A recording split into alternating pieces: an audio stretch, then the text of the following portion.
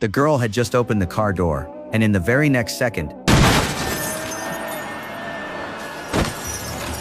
right before his eyes, his daughter was struck by a car. The father immediately sprinted toward her, trying to check her injuries, but at that moment, the vehicle that hit her suddenly made a U-turn, then slammed on the gas, and charged straight at the father and daughter again.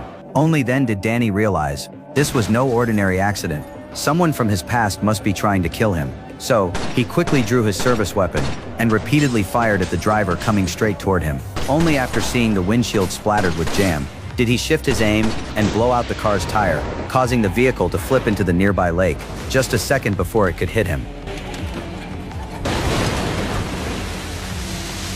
After making sure the driver had no chance of surviving, Danny immediately rushed his badly injured daughter to the hospital. Fortunately, she received treatment in time, and her life was no longer in immediate danger. But that night, as Danny was preparing a big meal to help his daughter recover, she suddenly started bleeding from the nose without warning. Then came violent vomiting. Danny's heart immediately sank. He thought it was a complication from the accident and wanted to take her back to the hospital, but she suddenly became hesitant, as if she had something she wanted to confess. Dad, I gotta tell you something! I should've told you something!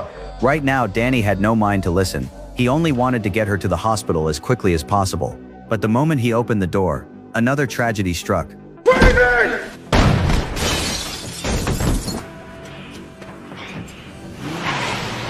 Before Danny could even react, his daughter collapsed once again. At that moment, the dying Emma seemed to be trying to say something, but in the end, she could not hold on any longer, and closed her eyes forever in Danny's arms. The sudden loss of his daughter shattered him. Holding her cold body, he swore that he would avenge her. Not long afterward, the police arrived at the scene, but after examining the evidence, they claimed that the killer's real target had always been Danny, a veteran detective who had made many enemies over the years, and that Emma was merely an innocent victim caught in the middle. In fact, that was exactly what Danny had thought after the first attack. But the two incidents in a row made him feel that something was not right. Both killers acted with precision and barely even looked at him.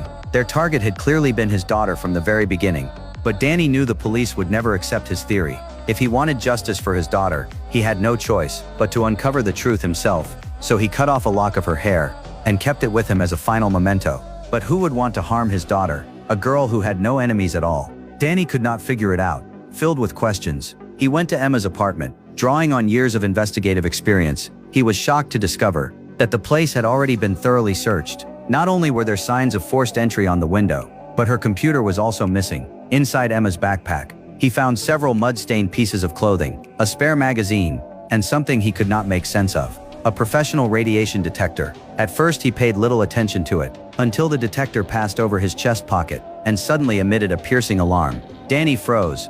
He slowly pulled out what was inside his pocket. It was the lock of his daughter's hair. The hair contained an extremely high level of radiation. In an instant, he understood why his daughter had suffered nosebleeds and vomiting after coming home. It was not an ordinary illness, but symptoms of acute radiation sickness. Danny's heart sank to the bottom, and the truth seemed even more mysterious than before. He could not connect the radiation to any of the clues he had, nor could he find any useful information about the killers. Fortunately, after searching further, Danny found a fully loaded handgun in the nightstand. He knew his well-behaved daughter would never touch something like that, which meant the gun's origin had to be connected to whoever was behind all of this. So he immediately used his authority as a police officer to trace the serial number on the weapon. The registered owner's name appeared before him: Birham.